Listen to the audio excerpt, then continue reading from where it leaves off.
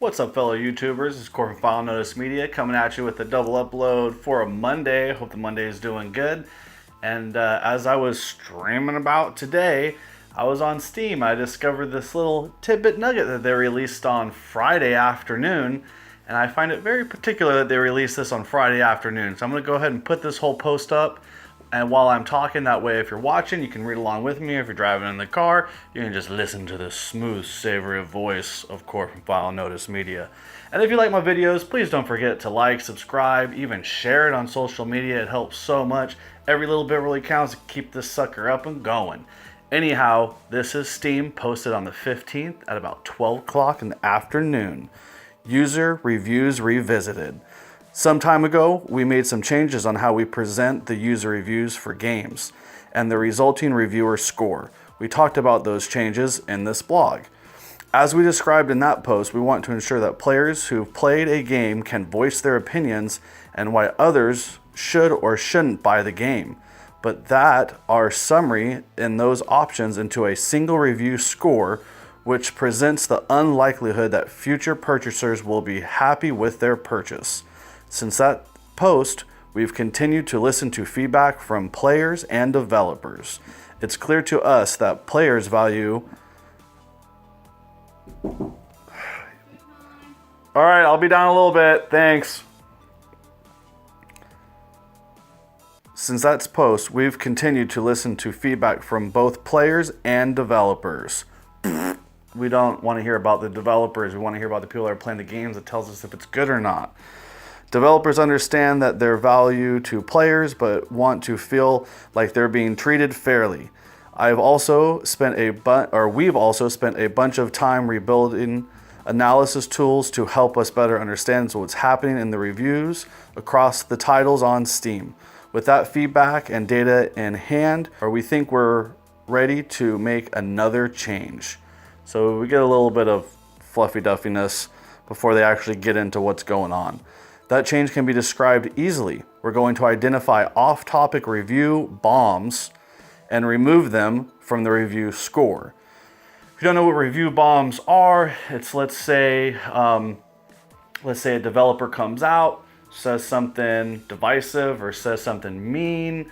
This has happened multiple times, like with the World of Warcraft. A big developer started talking crap to one of a really well-known streamer, and they were asking particular questions about storyboards and things like that, and got real misogynistic against them, and a bunch of people put negative reviews out on their things, which I think is a direct correlation of how you're going to treat people who purchase your products. So with that said, let's get on to it. But while easy to say, it raises a bunch of questions, so let's dig into the details. First, what do we mean by an off-topic review bomb? It's good they're actually defining their terms. We also defined back in our original post. A review bomb is where players post a large number of reviews in a short period of time, aimed for lowering the reviews scores of games. We define an off-topic review bomb as one where the focus of those reviewers is on a topic that we consider unrelated to the unlikelihood of future purchasers will be happy if they buy the game, and hence not someone that should be added to the review score. Obviously, there's a gray area here because we're a wide range of things that players care about. So how will we identify these off-topic review bombs? The first step is a tool we've built to identify any anonymous reviews active on the game on Steam. In a close to real time as possible, it doesn't know why a given game is receiving abnormalist reviews activities, and it doesn't even try to figure that out. Instead, it notifies a team of people in Valve who then go to investigate.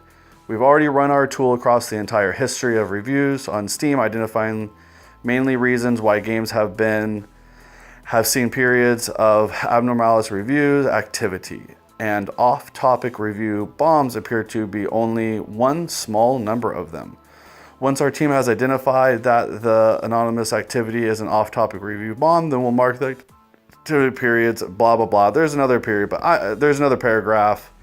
But let's see. Finally, I'm going to skip a whole paragraph. Finally, we've also enabled you to opt out of this entirely if that's your preference.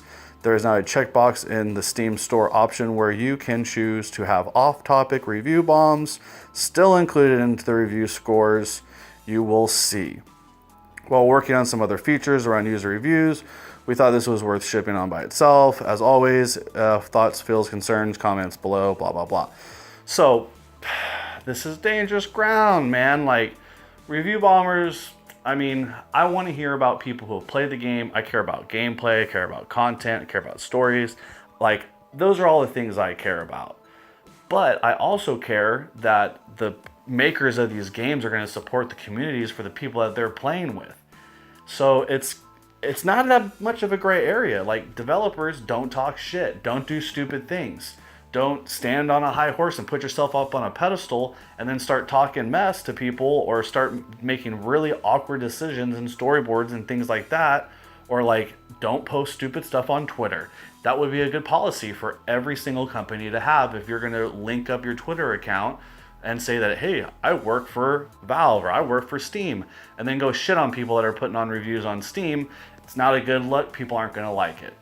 I'm interested to see if we can actually review Steam now because of this. So, review bombing's bad. Everyone knows that. It happens for reasons, though. So, for instance, Anthem. Anthem's a piece of shit game. That got review bombed hardcore because it's not good. You can type in on YouTube Anthem reviews, and none of them are good. So I have a couple friends that have played it, and they were like, this game's really, really good. And then after they put about 10 hours into it, they're like, I guess I'm done. This was a whole waste of time for me. So with that said, they said to drop a comment. So let's look at these comments, yo. Christ, some of you people are just plain idiots. They aren't going to remove an opinion to write a review, a negative review. We're going to ban review bombing like it's happened with the Metro game recently.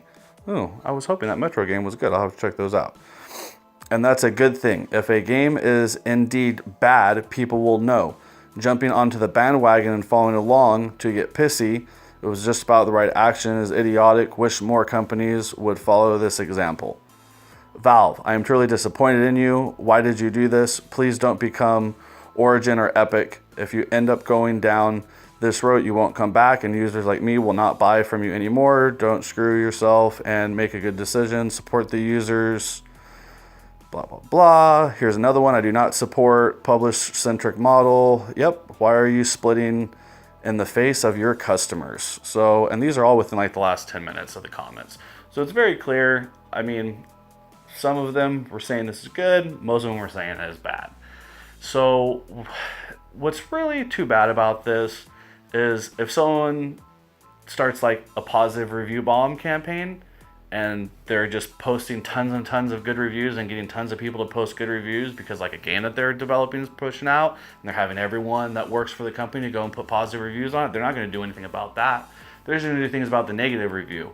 And I'll be honest with you, in my opinion, 95% of these negative review bombs are completely justified. Don't make a piece of crap product, you don't get piece of crap reviews. I could see if they wanted to do something along the lines of like maybe having an offset review for like the developers of the game or people that were working on the game or things of that nature, because that's something that is pretty important to me. Like for instance, Bethesda, I've always trusted Bethesda up until Fallout 76. I almost very rarely ever pre-order games. Basically, Bethesda and CD Projekt Red and Mortal Kombat were the only games I would ever pre-order. And then I got bit in the butt because of Fallout 76 Bethesda. It's a crappy game, wish I didn't buy it, still sucks. So those got horrible reviews, just like Anthem, because the game was released as a piece of shit.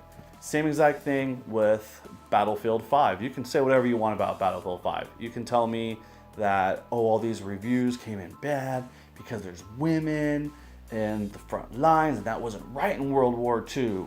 And I think that the overwhelming popularity for Apex completely shows that people don't care if you have women fighters or gay fighters or whatever. If the game's good, we're gonna play it, okay? That's all that really matters. So developers would stop pushing agendas and just make a damn good game. You're not gonna get review bombed. It's the way that the community is working to try to swing this pendulum in a different direction.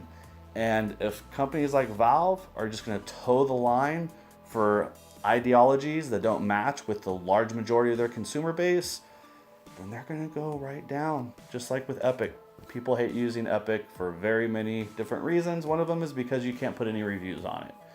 I know for me, if I'm looking at buying a game on Steam and I go and look at the reviews, I like to see someone that put some time into the game. They spent 20 hours, 40 hours, 50 hours, even better.